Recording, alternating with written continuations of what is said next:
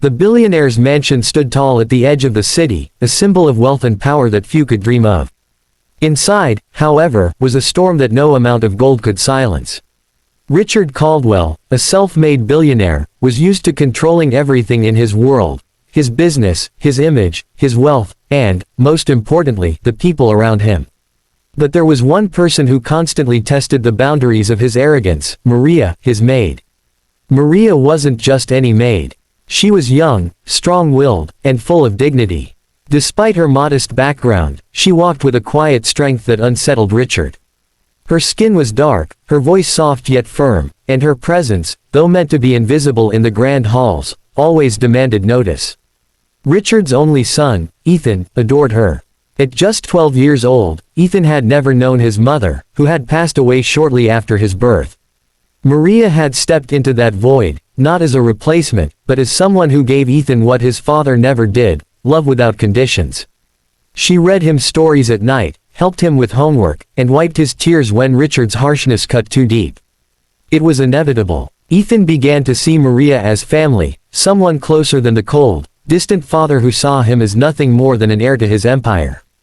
But Richard's pride could not handle what he began to notice: his son hugging Maria tightly, laughing with her, holding her hand in public as if she were his true guardian. To Richard, who had built his life on appearances and superiority, it was unacceptable. One afternoon, the storm broke.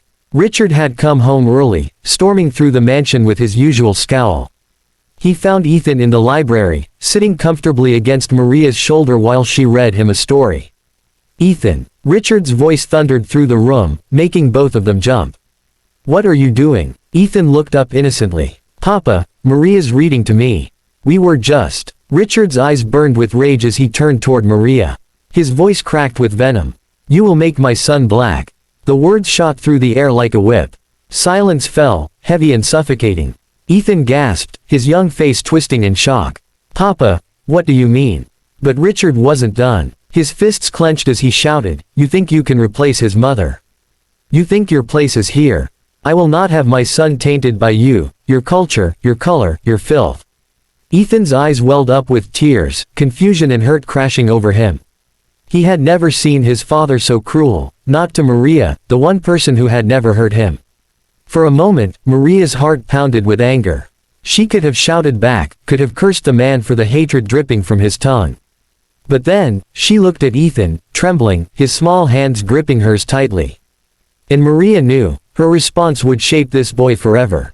She drew in a deep breath. Her eyes glistened, but her voice was steady. "Mr. Caldwell," she began softly, "you can buy the world with your money. But there is one thing you will never own: your son's heart." Richard froze, blinking as though slapped. Maria continued, her words cutting deeper than any insult could. "You fear that my love will make him less. But the truth is, your hatred is what will truly destroy him. Ethan doesn't need more money, more power, or more of your empire. He needs love. And if love, in your eyes, is a crime because of the color of my skin, then I pity you. Because one day, he will see who truly raised him." Her voice cracked at the end, not with weakness but with unshakable conviction. Ethan clung to her, his tears streaming silently. Richard's face paled. His mouth opened, but no words came. For the first time in his life, the billionaire, who had silenced boardrooms and politicians alike, stood speechless. And in that silence, Richard felt something strange burning in his chest. Not rage, not pride, but shame. Tears, unbidden, filled his eyes. Part 2 approximately equals 1,500 words. Richard turned away abruptly, his footsteps echoing through the marble hall as he fled the library.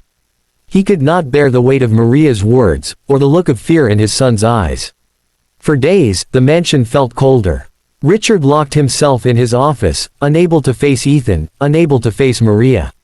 The words replayed in his mind: "You will never own your son's heart." Meanwhile, Maria continued her work as always. She cooked, she cleaned, and she cared for Ethan.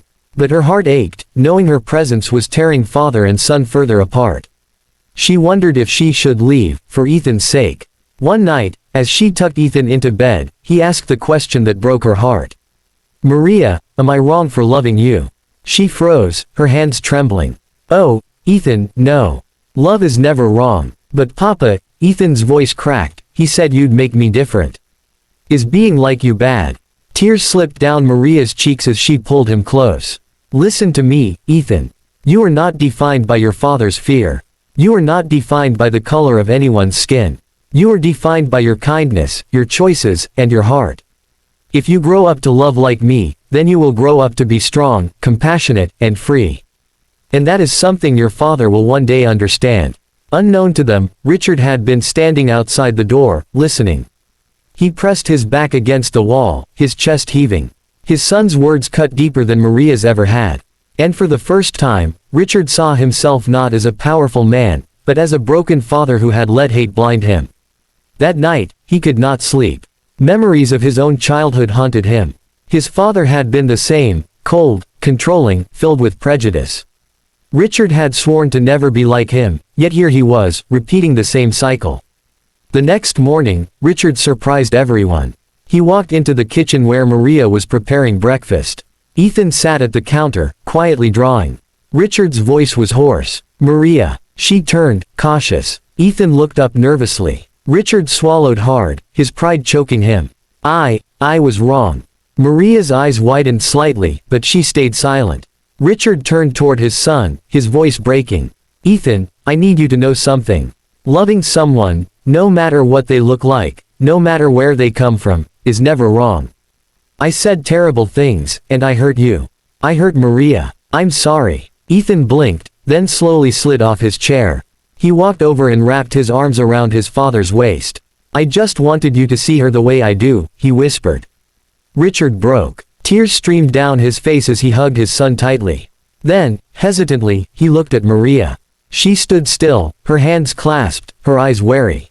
"Maria," Richard said, his voice trembling, "you have given my son something I never could, unconditional love. You've been more of a parent to him than I have. I can never undo what I said, but, if you'll allow it, I'd like to learn from you. To be better. For him." For a long moment, silence hung heavy.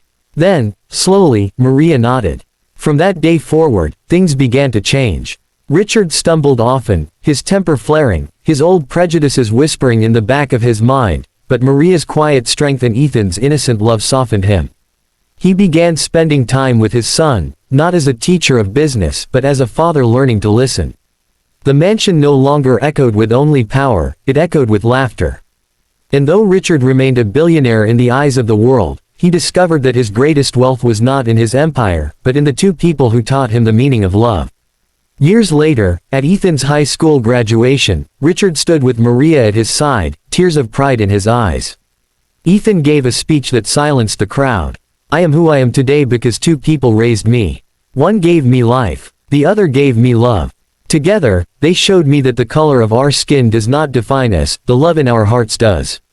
And in that moment, Richard Caldwell, once a man of arrogance and hate, finally understood the truth. Maria had not made his son black. She had made him human.